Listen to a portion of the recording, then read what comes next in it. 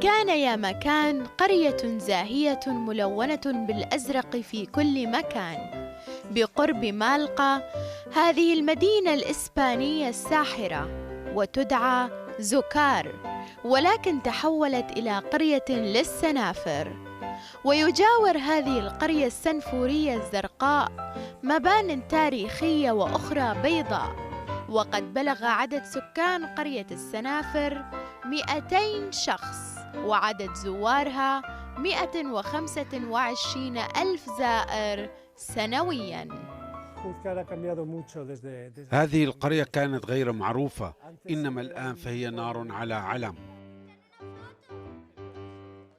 ولكل سائح لقرية السنافر بإمكانه أن يستمع للموسيقى السنفورية وأن يزور السوق السنفوري ويمارس الأنشطة التي اشتهر بها السنافر منذ عقود.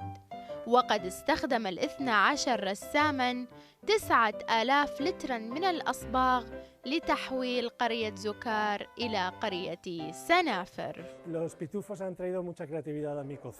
إن هذه القرية هي مصدر إلهام لي في إعداد قائمة الطعام بمطعمي، وإلهام بتغيير قائمة الطعام بهذه القرية.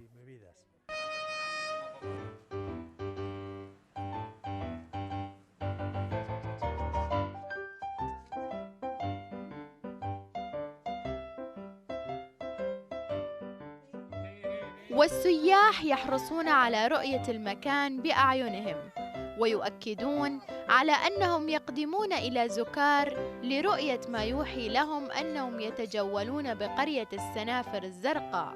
ولكن من المؤسف أن نعرف أن قرية السنافر ممكن ألا تبقى زرقاء للأبد. فاطمة عبدين، لدبي هذا الصباح.